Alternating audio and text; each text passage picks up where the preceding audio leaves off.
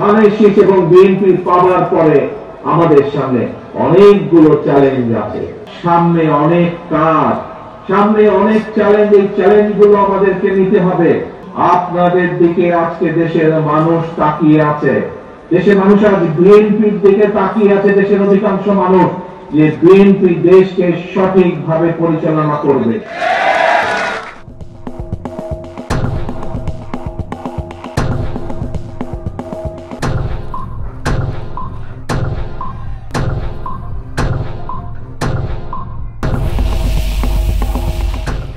আমরা দৃঢ়ভাবে বিশ্বাস করি আগামী নির্বাচনে ইনশাআল্লাহ দেশের অধিকাংশ জনগণের সমর্থন ধানের শীষ তথা বিএনপি পাবে এবং ধানের শীষ এবং বিএনপির পাওয়ার পরে আমাদের সামনে অনেকগুলো চ্যালেঞ্জ আছে।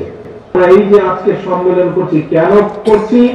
আমরা সম্মেলন করছি এই সম্মেলনের মাধ্যমে আমরা নেতাকর্মীকে দায়িত্ব দিব তারা সুন্দরভাবে দলকে আরো শক্তিশালী ভাবে যেভাবে গড়ে তুলবেন, তারা দলের নীতি আদর্শকে নিয়ে যাবেন জনগণের কাছে।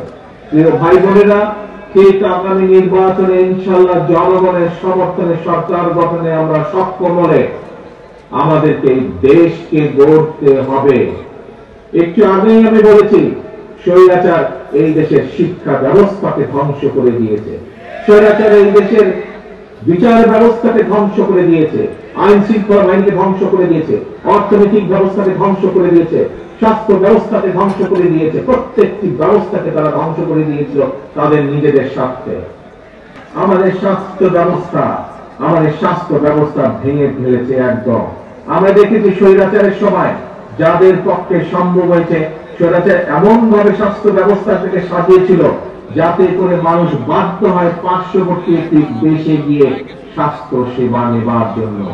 এই দেশের ডাক্তার নার্সদের, এই দেশের চিকিৎসা কেন্দ্র হসপিটালগুলোর ব্যবস্থাগুলো একদম ধ্বংস করে দিল। ইচ্ছা করে তারা পাঠিয়ে দিত ভিন্ন একটি দেশে, পার্শ্ববর্তী দেশে। এবং আমাদের যেরকম ধ্বংস করে দিয়েছে চিকিৎসা ব্যবস্থা, একইভাবে বৈদেশিক মুদ্রাগুলো চলে যেত, চিকিৎসার নাম করে বৈদেশিক মুদ্রা চলে যেত। প্রিয় ভাই বোনেরা, এই ব্যবস্থার পরিবর্তন করতে হবে। আমাদের নিজেদের ডাক্তার গড়ে তুলতে হবে, নিজেদের নার্স গড়ে তুলতে হবে। আমাদেরকে আমাদের হাসপাতালগুলোকে এমন ভাবে ধীরে ধীরে গড়ে তুলতে হবে যাতে বাংলাদেশের মানুষ, সেটি ধনী হোক গরিব হোক যেই মানুষই হোক না কেন, সঠিকভাবে এই দেশের হাসপাতালগুলোতেই যেন মানুষ চিকিৎসা পায়। প্রিয় ভাই বোনেরা, আমাদেরকে চেষ্টা করতে হবে। আমরা আন্তর্জাতিক আদালতে যাব দরকার হলে, আমরা জাতিসংঘে যাব দরকার হলে, আমাদের পানির হিস্যা বের করে নিয়ে আসতে হবে। আবার আমাদেরকে পদ্মা নদীতে পানির ব্যবস্থা করতে হবে। আমাদেরকে খালগুলো খনন করতে হবে যাতে শুকনো মৌসুমে যদি আবার আমরা পানির ব্যবস্থা করি এবং আবার যদি পানি নিয়ে তারা ঝামেলা করে, তাহলে যাতে আমাদের খালগুলো পানি ধরে রাখতে পারে। আমাদের কৃষকদের জন্য, আমাদের মানুষের ব্যবহারের জন্য সার্বিকভাবে পানির ব্যবস্থা আমাদেরকে করতে হবে।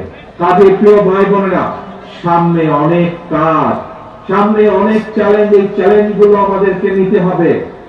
আমাদেরকে আমাদের দেশের বেকারদের কর্মসংস্থানের ব্যবস্থা করতে হবে। ছোট ছোট কলকারখানা আমাদেরকে গড়ে তুলতে হবে।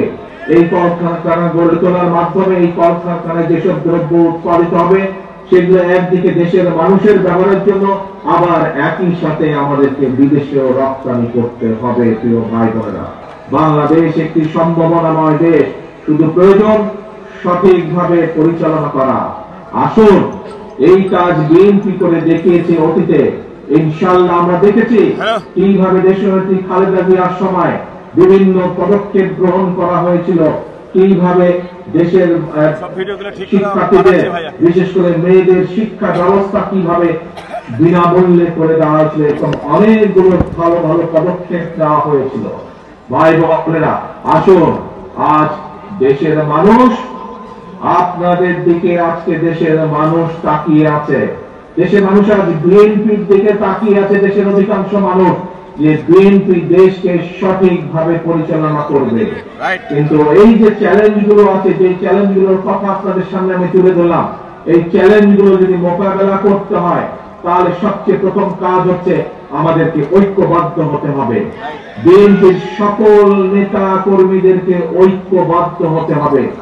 সেই দলের নেতা এবং কর্মী হিসাবে আজ আপনাদের উপরে পবিত্র দায়িত্ব, সামনের দিনে এই দেশকে এগিয়ে নিয়ে যাওয়া, দেশকে পুনর্গঠন করার জন্য।